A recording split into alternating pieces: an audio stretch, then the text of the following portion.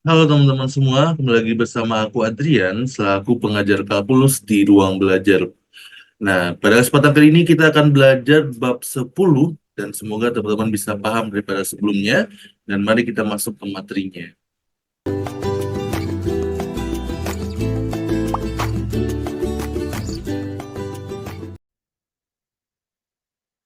Oke teman-teman semua, kita bab 10 mempelajari tentang pengoptimuman dan anti turunan ya. Jadi banyak pengoptimuman ini kita akan mengerjakan atau mencari solusi optimum dari masalah real atau masalah nyata gitu. Nah, jadi untuk apa namanya? Untuk pengoptimuman ini banyak aplikasi dari bab 8 dan 9 yang kita kerjakan kemarin gitu. Nah, kalau anti turunan itu kita akan membahas terkait ya anti turunan berarti integral ya. Nah, tapi integral yang masih belum ada lambangnya gitu ya. Oke, kita masuk mulai dari awal ya. Nah, ini contohnya ya. Jadi untuk pengoptimuman sendiri nanti itu gimana sih cara mengerjakannya ya? Intinya kita kalau kita mendapatkan soal, jadi kita pahamin dulu komponen-komponen yang ada di dalam soalnya gitu. Nah, coba kita baca ya untuk soal nomor satu ini ya. Sebuah kotak terbuka akan dibuat dari selembar karton ya dengan panjang sisi masing-masing 12 cm dengan cara memotong persegi kecil pada keempat sudutnya. Jadi ibaratnya nanti kita akan motong persegi di keempat sudutnya. Nah, habis itu kita akan menekuk sisi-sisinya. Seberapa besar persegi yang harus dipotong agar dari sudut agar kotak memiliki kapasitas tampung yang sebesar mungkin gitu. Nah, tentukan ukuran kotak yang dihasilkan. Jadi beratnya kita mempunyai sebuah kotak yang terbuka tanpa tutup berarti ya, yang mana memiliki sisi-sisinya itu 12 cm. Nah, gimana caranya kita membuat daya tampungnya itu menjadi lebih besar, akan menjadi semakin besar gitu. Oke, kita masuk ke jawabannya ya. Nah, untuk step dalam pengoptimuman ini teman-teman ya, pertama kita harus menentukan dulu variabelnya. Variabelnya apa sih yang kita gunakan gitu bahasanya ya. Nah, terus apa yang ditanya gitu ya, apa yang ditanya nanti. Nah, kalau kita lihat di soal sebelumnya ya, nih variabelnya udah pasti apa? Udah pasti adalah ini. Seberapa besar persegi yang harus dipotong. Berarti itu yang menjadi variabel tanda tanyanya. Nah, berapa berapa banyak kalau kita ingin motong, kita anggap aja X gitu ya. Yang akan dipotong itu sebesar X cm gitu bahasanya. Agar daya tampungnya menjadi besar ya. Kalau daya tampung kita akan ngomong apa? Volume, benar ya. Nah, berarti kita menetapkan ya variabelnya itu nih X cm dari sudut karton dan kita menetapkan tujuan kita yaitu memaksimumkan volume kotaknya gitu. Nah, setelah itu baru kita membuat fungsi tujuannya ya. Kan tujuan kita apa tadi? Memaksimumkan volume kotak ya. Berarti kita membuat volume karton. Volume kartonnya apa aja gitu. Nah, kan tadi kita kalau kita gambar nih ya. Nah, ini kita gambar. Kan tadi kotaknya itu kalau apa sisinya 12 cm kan? 12 cm nih, ya kan? Nah, kartonnya 12 cm, ya kan? Nah, katanya dipotong nih di sini apa namanya? Di sini X, di sini X, di sini X, di sini X ya, dipotong. Nah, berarti sisa sisa sisinya berapa panjangnya? Jadi kita lihat aja di sini, berarti 12 dikurang 2X ya enggak? Nah, ini kan 12 nih, dikurang nih 1, 2, berarti 2X. Ini juga kan? Nah, terus kalau kita lihat ya, kalau kita lihat di sini, eh berarti volumenya apa jadinya? Volumenya ini kebetulan karena dia kubus ya. Nah, berarti volume dari kubus apa? Bukan kubus ya. Apa namanya? Balok. Ini balok ya, bukan kubus. Nah, berarti panjang kali lebar kali tinggi gitu ya. Nah, kebetulan panjang dan lebarnya itu sama ya, 12 kurang 2X dan tingginya berapa? X ini. Itu kalau kita tekuk nih ya, kita tekuk, nanti itu akan jadi X tingginya. Gitu. Nah, sehingga apa? Sehingga kita buat aja volumenya adalah X dikali 12 dikurang 2X pangkat 2 gitu. Ini dikuadratin ya, karena 12 kurang 2X dikali 12 kurang 2X gitu. Nah, setelah kita jabarin ya, kita jabarin biar mudah menurunkannya nanti. Berarti 144X dikurang 48X kuadrat ditambah 4X pangkat 3 gitu. Nah, ini maksudnya apa? X itu ya, coba kita lihat. Kalau X ini paling minimumnya berapa? Paling bisa X itu berapa? Ya pasti bisa 0 kan? Ya, 0. Kenapa 0? Karena ini bisa aja dia nggak dipotong gitu. Nah, berarti kita buat X itu mulai dari 0 sampai berapa? Nah, kan nggak mungkin ya, kalau kita masukin X, hasilnya minus. Kan nggak mungkin ya, panjang sisi minus kan. Maka berapa X yang mungkin, yang apa namanya, yang nggak membuat ini minus gitu. Ya pasti 6 kan. Kenapa 6? Karena kalau kita masukin 6, itu 12 kurang 12 jadi kan. Jadi sama dengan 0. Jadi itu paling maksimumnya gitu. Jadi X itu paling paling paling gede gitu, bisa kita potong adalah sebesar 6 cm gitu.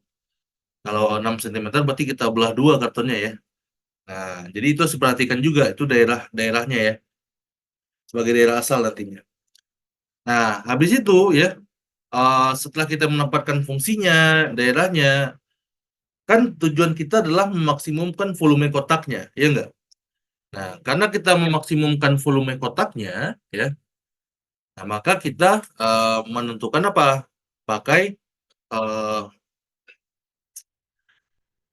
tentang maksimum global dengan metode selang tertutup. Berarti kita butuh bilangan kritis, ya. Berarti kita turunkan dulu, ya. Kita turunkan dulu, berarti 12 dikali 2 kurang X, 6 kurang X, ya kan? Nah, ini udah kita turunkan. Nah, habis itu kita cari bilang kritisnya. Berarti ini bilang kritisnya berapa? 2 dan 6 gitu ya. Nah, yang titik stasioner cuma 2 ya. 6-nya bukan titik stasioner. Karena 6 itu adalah titik ujung selang ya. Nah, berarti bilang kritis itu ada 3 ya. Ada X sama dengan 0, yang mana dia ujung selang.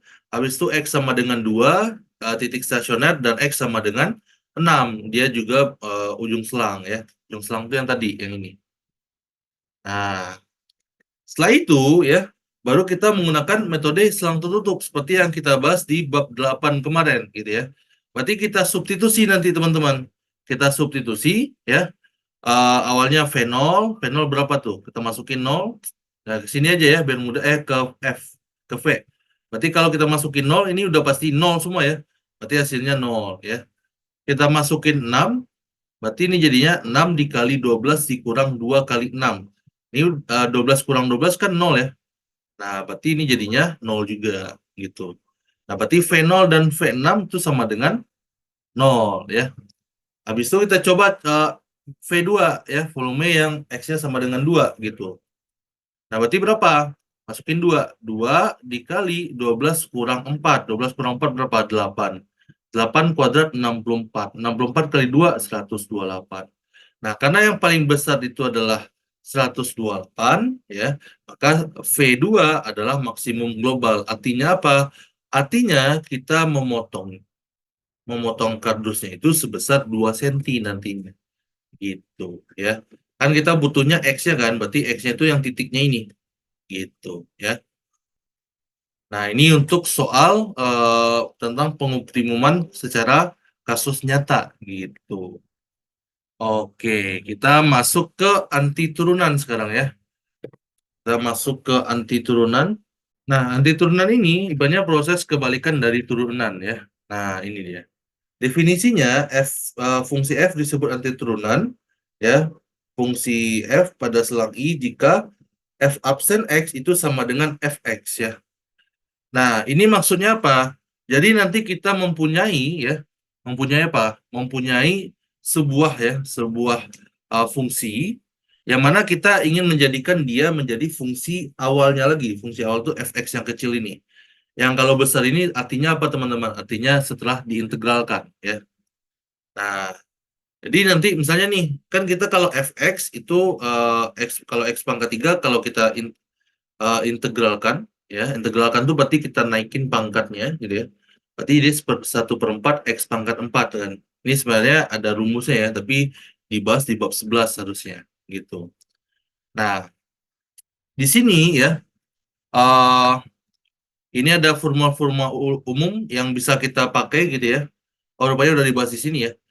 Nah, formula umum itu yang bisa kita pakai K dikali Fx, kalau nanti turunannya apa?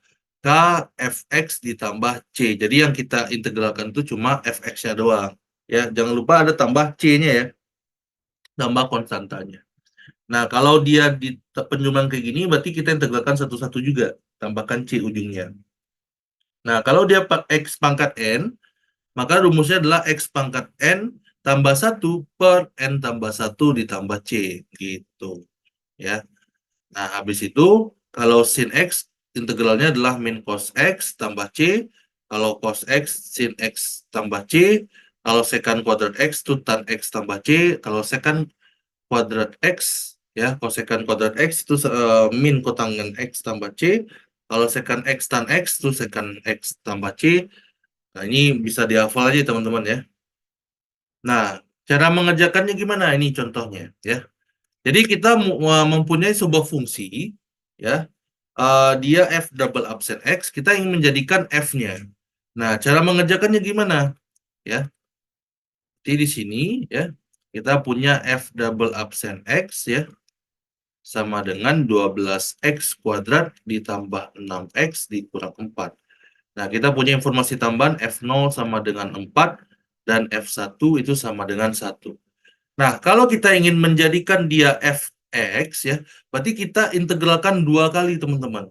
Berarti kita cari dulu f absen x ya kan. Berarti ini sama dengan apa? Berarti ini kita pakai rumus tadi, jadi 12x pangkat 3 per 2 tambah 1 ya kan. Nah, ditambah 6x pangkat 2, berarti ini jadinya 1 tambah 1 ya. Nah, dikurang 4x, berarti 0 tambah 1, ya enggak? Ini kan awalnya x pangkat 0 kan, 0 tambah 1 berarti x, muncul x-nya. Gitu. Nah, jangan lupa tambah c, ya. Berarti ini sama dengan berapa nih? Ini 3 habis ya, 4, berarti 4x kuadrat, x pangkat 3, ditambah nih 2, nih 6, berarti 3x pangkat 2, ya. Habis itu dikurang 4 ya, 4x ditambah c. Nah, berarti f absen x-nya itu sama dengan 4x pangkat 3 ditambah 3x kuadrat dikurang 4x tambah c. Nah, kita kan butuh f x-nya ya. Nah, kebetulan di sini nggak ada yang bisa kita cari lagi, maka langsung kita turunkan, kita integralkan lagi, 1 kali lagi. Berarti fx sekarang. Berarti ini jadinya 4x pangkat 4 per 4 ya. Nah, ditambah 3x pangkat 3 per 3 ya, karena ini kan 2 tambah 1. Nah, ini berarti 4x kuadrat per, ya, per 2 ya. Nah, ini ditambah, ini munculkan aja x.